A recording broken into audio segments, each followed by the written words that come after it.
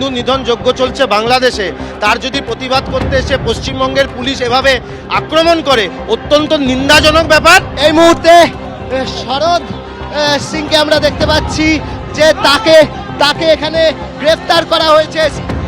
কি বক্তব্য, এখানে কি হলো?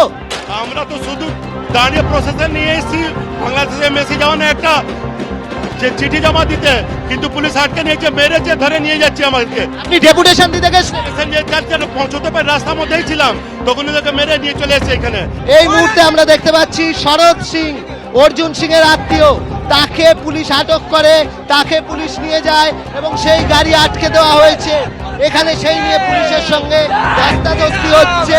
হিন্দু জাগরণ মঞ্চের যারা রয়েছেন তারা এখানে আবার বিক্ষোভ শুরু করেছেন এবং এবং এবং পুলিশ চাইছে যে শরদ সিং বিজেপির অন্যতম একটা মুখ এবং তিনি হচ্ছেন কিন্তু আজকের এই হিন্দু জাগরণের যে মিছিল সেখানে ছিলেন এবং তাকে কিন্তু এই মুহূর্তে পুলিশের গাড়ির ওপর গেরুয়া ধ্বজ নিয়ে উঠে গিয়েছেন এই হিন্দু জাগরণের যারা কর্মী সমর্থকরা। এখান থেকে যাদেরকে আটক করা হয়েছে তাদেরকে এই মুহূর্তে লালবাজারে নিয়ে যাওয়া হলো। পুলিশের গাড়ি এই মুহূর্তে বেরিয়ে গেল এখান থেকে। পুলিশের পক্ষ থেকে যাদেরকে আটক করা হয়েছিল তাদেরকে নিয়ে কিন্তু লালবাজারের উদ্দেশ্যে গাড়ি বেরিয়ে গেল। এই গাড়িকে গিয়ে আটকানোর চেষ্টা হয়েছিল। কলকাতা পুলিশকে লজ্জা, হিন্দুত্বের কণ্ঠ আটকানো যাবে না। আমরা এর শেষ দেখে যাব, বিচার না হওয়া পর্যন্ত আমরা রাস্তায় থাকবো। এখনো অবধি কিন্তু যথেষ্ট পরিস্থিতি উত্তপ্ত হয়ে রয়েছে। এখনো যারা রয়েছেন তাদেরকে আলাদাভাবে বলা হয়েছে যে তাদেরকে গ্রেপ্তার করা হবে যদি এখান থেকে না ছেড়ে যান। ফলে যারা ছেড়ে যাননি তাদেরকে পুলিশ ডিটেইন করছে এই মুহূর্তে। ব্যারিকেড সরানোর কাজ হচ্ছে। যখন এই গন্ডগোলটা হয়, পরিস্থিতি উত্তপ্ত হয়ে ওঠে। এখানে বেশ কিছুজন যারা আন্দোলন করতে এসেছিলেন, আন্দোলনকারীরা আহত হয়েছেন। পুলিশের দাবি যে তাদেরও কর্মী আহত হয়েছেন এবং আস্তে আস্তে পরিস্থিতি কিন্তু নর্মাল হচ্ছে। এখানে আমরা যেরকমভাবে দেখছি যে পুলিশ রয়েছে এবং এখানে যারা আন্দোলনকারী তারাও কিন্তু ছড়িয়ে ছিটিয়ে রয়েছেন। আস্তে আস্তে সবাই সরে যাচ্ছেন। ইতিমধ্যে আমরা যেরকম জানি যে লাল বাবা বলে যিনি আহত হয়েছিলেন তিনি এনআরএসে ভর্তি রয়েছেন। তার পাশাপাশি হচ্ছে কয়েকজনকে পুলিশ কিন্তু আটক করেছে। এখানে যারা এখনো রয়েছেন, কি বক্তব্য আপনাদের? हमारा टीपू दास के যেরকম জিন্দা জ্বালায় দিয়েছে, কিছু নেই। আরে বাংলাদেশ মতন কাজ করছে পুলিশ। আমার নাম করিম খান। আমরা দেখতে পাচ্ছি যে তারা এসেছিলেন এই আন্দোলন করতে এবং তারাও কিন্তু এখনো দূরে ছড়িয়ে ছিটিয়ে রয়েছেন ইতিমধ্যে। এবং আপনাদের কতজন আহত হলেন? প্রায় 21 জন মনে হয় আহত হয়েছে আমার কাছে।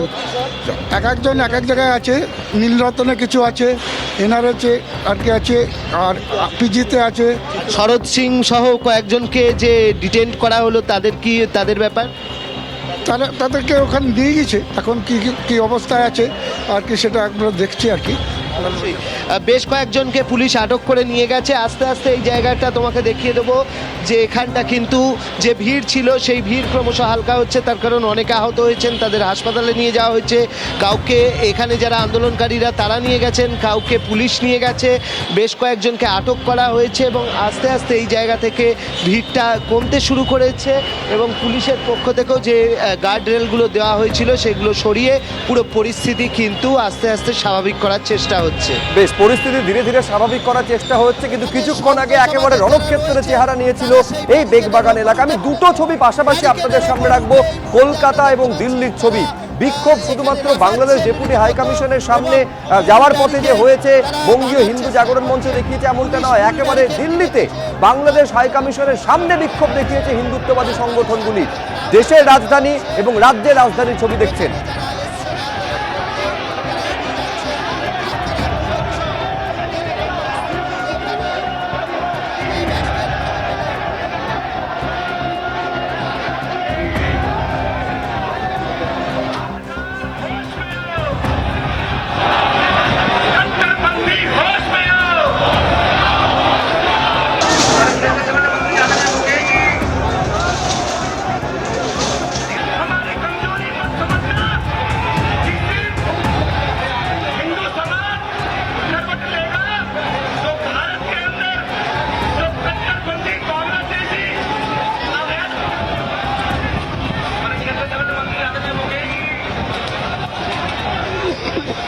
बांग्लादेश में जो हिंदुओं को अत्याचार किया जा रहा है, उनकी हत्याएं की जा रही हैं। यदि ऐसा ही चलता रहा तो वहाँ तो हिंदू समाप्त हो जाएगा।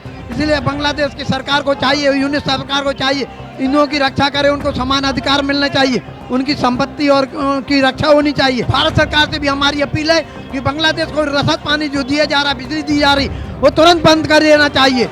हर हिंदू को उसकी मातृभूमि में वो राइट दिलवाना है कि वो वहाँ पे सेफ फील करे। जब शेख हसीना जी ने हमारे माइनॉरिटीज और हमारे इंडिजिनस राइट के लिए आवाज उठाई थी तो उनको वहाँ से सत्ता से हटा दिया गया था। ये जिहादी यूसुफ जी, उनको जो नोबेल पीस प्राइज मिलता है वो पीस प्राइज भी वापस लिया जाए। यूनिट सरकार के खिलाफ डिप्लोमेटिक तरीके से दबाव बनाया जाए कि ऐसे हिंदू विरोधी घटनाएं वहाँ ना घटे। एबीपी आनंद एगिए थाके एगिए राखे।